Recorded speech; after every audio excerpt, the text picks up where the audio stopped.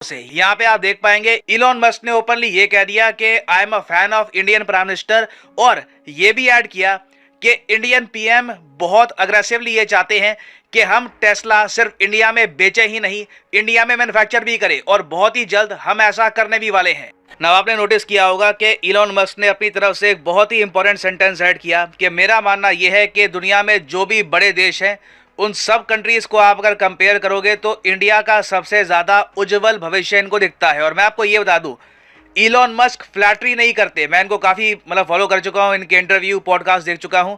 ये नपी तुली बात करते हैं, इनको कोई बात पसंद नहीं आती तो ओपनली कह भी देते हैं। दुनिया के सबसे अमीर आदमी है, इतनी लग्जरी इनके पास है, इन्हें फ्लैटरी करने की आवश्यकता नहीं है। तो जब ये कहते हैं कि इन्हें इंडिया का भविष्य बहुत ज़्यादा उज्जवल लगता है तो डेफिनेटली हमारी ग्रोथ इन द फ्यूचर काफ़ी अच्छी होने वाली है। मैं एटलीस्ट इनकी इस बात पे तो यकीन करूंगा। और ऐसा नहीं है कि पीएम मोदी सिर्फ इलॉन मस्क से ही मिले हैं, एक के बाद एक यूएसए में जो बड़े इन्वेस्टर्स हैं, जो इन्फ्लुएंशियल लोग हैं वेरियस फील्ड्स में। फॉर एग्जांपल यहाँ पे आप देख पाएंगे रे डेलियो, इनकी कई किताबें हैं टाइम मैनेजमेंट को लेकर, प्रोडक्शन को लेकर। अगर आपके पास कभी समय मिले तो पढ़िएगा, बस सर्च कर लीजिएगा रे डेलियो बुक्स, बहुत अच्छी किताबें इन्होंने पब्लिश करी है ओवर द ईयर्स। और यहाँ पे आप देख पाओगे पीएम मोदी ने इनको भी ये कहा है कि प्लीज अपने निवेश, अपनी इन्वेस्टमेंट्स इंडिया में और भी ज्यादा बढ़ाइए। और फिर एक बहुत ही इंटरेस्टिंग फोटो सामने आई। मैं बहुत ही ज्यादा प्लीज था ये देखकर।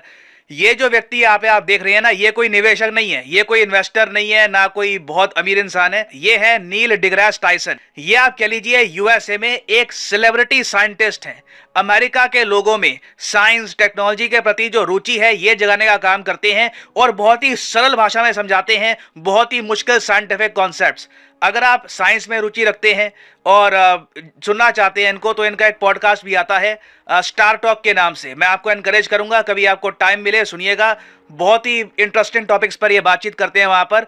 और पीएम मोदी इनसे भी मिले। यहाँ पे आप देख पाओगे इन्होंने यहाँ पर बात करी स्पेस के बारे में, साइंस के इश्यूज के बारे में with Neil deGrasse Tyson. Personally मैं कई बार सोचता हूँ काश हमारे पास भी इंडिया में ना ऐसे लोग होते, ऐसे सेलिब्रिटीज होते जो ओवरऑल पॉपुलेशन में साइंस और स्पेस रिलेटेड इश्यूज को बहुत सिंप्लीफाइड तरीके से प्रेजेंट करके लोगों में उसकी रुचि जगाते। और फिर यहाँ पे आप देख पाओगे पीएम मोदी मिले हैं noted economist, Nobel laureate professor Paul से। ऑब्वियसली यहाँ पर इकोनॉमी से रिलेटेड बात हुई होगी। और आप नोटिस करना एक के बाद एक गेस्ट यहाँ पर आते रहे। फिर इंडियन जो डायस्पोरा है यहाँ पर, उनसे भी बातचीत करी, इन्वेस्टमेंट्स को लेकर यहाँ पर डिस्कशन हुआ। तो इस वीडियो में हम ओवरऑल जानेंगे कि पीएम मोदी की जो विजिट है टू यूएस ये इतनी इंपॉर्टेंट क्यों है, इन्वेस्टमेंट्स को लेकर यूएस इतना इंपॉर्टेंट क्यों है, और इंडिया क्या एक्सपेक्ट करता है यूएसए से in the near future. Now USA की अगर हम बात करें तो ये एक बहुत ही ज्यादा इंपॉर्टेंट कंट्री है इंडिया के लिए, ट्रेड और इन्वेस्टमेंट के हिसाब से। बिल्कुल डिफेंस स्ट्रेटजी वो सब भी अपनी जगह है, मगर यहाँ पे फोकस होगा प्राइमरली ट्रेड और इन्वेस्टमेंट का। मगर एक इंटरेस्टिंग बात यहाँ पे आपको ये बताता हूँ,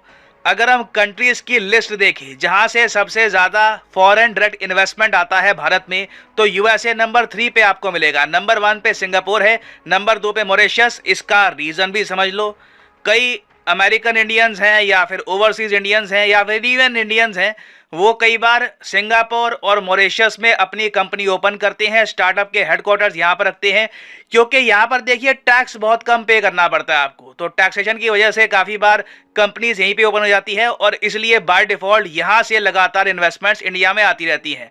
तो इन दोनों को अगर हम इग्नोर कर दें, क्योंकि यहाँ पे टैक्स का बहुत ही बड़ा एक फैक्टर आता है, नंबर 3 पे आपको मिलेगा यूएस, और यूएस काफी जरा आगे है। यूएसए के नीचे आपको मिलेगा यूएई, नेदरलैंड्स, जापान आप देखो कितना जरा पीछे है, और जर्मनी तो बिल्कुल ही आपको बहुत ही पीछे मिलेगा। साइप्रस इंडिया में ज्यादा निवेश करता है कंपेयर टू जर्मनी। और ये तो मैंने बात करी है जी फॉरेन डायरेक्ट इन्वेस्टमेंट की। उसके बाद अगर हम देखें ट्रेड को, तो यूएसए इंडिया का लार्जेस्ट ट्रेडिंग पार्टनर है। हमारा ट्रेड है यूएसए के साथ ऑलमोस्ट $130 बिलियन, जो चाइना के साथ हमारा ट्रेड है उससे भी काफी बड़ा है। और सबसे बड़ी बात याद रखिएगा, जब हम यूएसए के साथ ट्रेड करते हैं हम यूएसए को ज्यादा बेचते हैं, यूएसए से कम परचेज करते हैं, तो ट्रेड हमारे फेवर में है। चाइना के साथ उल्टा केस है, चाइना के साथ हमारा ट्रेड डेफिसिट ही $100 बिलियन के ऊपर जा चुका है। और इंडिया यूएस ट्रेड का देखिए टारगेट ये है, कई एस्टिमेट्स हमको ये बताते हैं कि 2030 में, जो अब इतना दूर नहीं है, हम 7 साल की बात कर रहे हैं, आप अगर ग्रैंड टर्म्स में देखें तो 7 साल कई बार कंट्रीज की हिस्ट्री में यूं बीत जाते हैं। 7 साल के अंदर अंदर माना जा रहा है कि इंडिया यूएस ट्रेड 6 या 5 गुना बढ़ जाएगा और ये 500 से लेकर 600 बिलियन डॉलर्स तक होगा। इसके कंपैरिजन के लिए वैसे मैं अभी आपको बताऊं, चाइना यूएसए का जो ट्रेड है ये रफली 690 बिलियन डॉलर्स है। तो बिल्कुल 2030 में अगर हम मान के चलते हैं कि जी चाइना यूएसए का ट्रेड, अगर कोई बड़ी घटना नहीं होती कि जी ताइवान वॉर हो गई या कोई बड़ा वर्ल्ड इवेंट हो गया, उसको अगर हम इग्नोर कर दें, तो जिस ट्रैजेक्टरी से ये लोग बढ़ रहे हैं, जिस ग्रोथ से बढ़ रहे हैं, आराम से 1 ट्रिलियन के आसपास पहुंच सकता है। तो आप खुद सोच कर देखिए, चाइना जो बार बार इंडिया यूएसए को ये कहता है कि यूएसए के सेल्फिश प्लान्स हैं, यूएस रिप्लेस करना चाहता है चाइना को मगर कर नहीं पाएगा, ये जो डायलॉग है चाइना का कि चाइना रिप्लेस नहीं हो सकता, ये गलत है। क्योंकि इंडिया आराम से, जो आज के समय चाइना है, इसका आप कह लीजिए 80% ट्रेड तो आराम से यूएसए को दे ही देगा इन द नियर फ्यूचर। और उसके अलावा देखिए यूएस कई और देशों पर भी फोकस कर रहा है, जैसे वियतनाम, फिलीपींस। जी हाँ, यूएसए वियतनाम में मेजर इन्वेस्टमेंट्स कर रहा है। आईफोन की बहुत सारी जो प्रोडक्शन है ये शिफ्ट हो रही है वियतनाम में। तो इवेंचुअली जहां तक मैं देख पा रहा हूं, यूएस आराम से अपनी निर्भरता खत्म कर देगा चाइना पर आने वाले 4 से लेकर 5 साल में। 7 ईयर्स में तो completely it will be gone. मगर ये जो पूरा प्रोसेस है ना, इंडिया यूएस ट्रेड को इतना उठाने का कि ये चाइना यूएस ट्रेड की बराबरी करना स्टार्ट कर दे, इसके लिए हमें कुछ क्रिटिकल लोगों की आवश्यकता होगी। उनमें से एक व्यक्ति है इलॉन मस्क।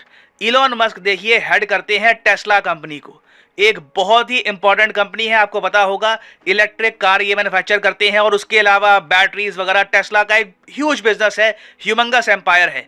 इलॉन मस्क की जो संपत्ति का राज है वो टेस्ला ही है। बाकी स्पेसएक्स से ये इतना नहीं कमाते जितना टेस्ला से कमाते हैं। और पिछले 7-8 सालों में आप देखो, टेस्ला ने मेजर इन्वेस्टमेंट्स करी है चाइना में। मैं देखता हूं ऑलमोस्ट हर 2-3 सालों में ना, ये कहते हैं कि जी 5 बिलियन डॉलर्स की एक नई फैक्ट्री हम चाइना में ओपन करेंगे। 5 बिलियन डॉलर्स की। और ये तो इनिशियल अनाउंसमेंट होती है, जब तक फैक्ट्री ओपन होती है तब तक ये इन्वेस्टमेंट आराम से 7 बिलियन डॉलर्स तक पहुंच जाती है। ये सिर्फ एक टेस्ला प्लांट की मैं बात कर रहा हूं। टेस्ला के आज के समय बहुत सारे प्लांट्स हैं ऑल ओवर चाइना। ज्यादातर जो टेस्ला की गाड़ियां हैं ये चाइना में करते हैं मैन्युफैक्चर, क्योंकि कॉस्ट इफेक्टिव पड़ता है और उसकी वजह से चाइना में निवेश आता है, जॉब्स आती हैं और ऑब्वियसली यूएस चाइना ट्रेड भी इंक्रीज होता है। तो जब एप्पल जैसी कंपनी, जो बाय द वे दुनिया की हाईएस्ट वैल्यूड कंपनी है, एप्पल की जो मार्केट वैल्यू है ये 3 ट्रिलियन डॉलर से भी ऊपर है। इंडिया की जो इकोनॉमी है, इंडिया की जो नॉमिनल जीडीपी है ये 3.75 ट्रिलियन डॉलर्स है। तो ऑलमोस्ट आप कह लीजिए जितनी हमारी नॉमिनल जीडीपी है ना, उतना ऑलमोस्ट रफली उतना एप्पल का मार्केट शेयर है। इतनी बड़ी कंपनी जब इंडिया में आ सकती है, और एप्पल लगातार अपनी प्रोडक्शन इंडिया में बढ़ा रहा है। बहुत ही जल्द 25% जो एप्पल के प्रोडक्ट्स हैं ये इंडिया में ही मैन्युफैक्चर होंगे। जब एप्पल ये सब कर सकता है, why can't Tesla do it. और देखिए इनिशियली इलॉन मस्क का प्लान आप सबको पता है वो क्या था। वो ये चाहते थे कि इंडियन गवर्नमेंट अपनी जो टैरिफ ड्यूटी है कम कर दे, टेस्ला गाड़ी बने चाइना में, इंडिया में अभी लोग इसको खरीद लें। पीएम मोदी ने कई सालों तक रजिस्ट किया। मुझे अच्छे से याद है 2019 में न्यूज आई थी कि जी टेस्ला इंडिया की बात टूट गई, बात दोनों आपस में एग्री नहीं कर पा रहे इश्यूज को लेकर। But in the and time India ने लिया और आज के समय इलॉन मस्क खुद कह रहे हैं कि देखिए पीएम मोदी चाहते हैं कि इन्वेस्टमेंट्स इंडिया में आए, मैन्युफैक्चरिंग इंडिया में आए, तो ठीक है, हम इंडिया में मैन्युफैक्चरिंग प्लांट ले करेंगे और इंडिया में टेस्ला की एंट्री होगी। जितना जल्दी हम कर सके उतना जल्दी हम ये सब कर रहे हैं। और मैं आपको ये बता दूं, इनका एक प्लांट इंडिया में आएगा ना, आराम से 3 से लेकर 4 बिलियन डॉलर से भी ऊपर की इन्वेस्टमेंट आएगी। और साथ ही साथ दुनिया भर में और भी वेरियस कंपनीज को प्रोत्साहन मिलेगा कि एप्पल, टेस्ला दोनों इंडिया में आ चुके हैं, so why are we waiting. और उसके अलावा देखिए इंडिया देता है दुनिया भर की कंपनीज को पॉलिटिकल और जियोपॉलिटिकल स्टेबिलिटी। बड़ी कंपनीज को यह भी पता है कि कल को चाइना के साथ क्या हो जाए। चाइना ने अगर ताइवान पे अटैक कर दिया या कोई वॉर हो गई, यूएसए की सरकार ने अगर ऑर्डर दे दिए कि चाइना छोड़ दो, जैसे कि रशिया छोड़ने के ऑर्डर आए थे, तब हम क्या करेंगे। तो उस सिनेरियो में ना India is the safest bet, at least आने वाले 25 से लेकर 30 सालों तक, जब तक हम यूएसए के लिए खतरा नहीं बनते, इंडिया इज द सेफेस्ट बेट। तो जो ये मीटिंग यहाँ पर हुई है इट इज वेरी इंपॉर्टेंट। और आप देखोगे भविष्य में टेस्ला समेत कई और अमेरिकन कंपनीज इंडिया में मैन्युफैक्चरिंग स्टार्ट करेंगी।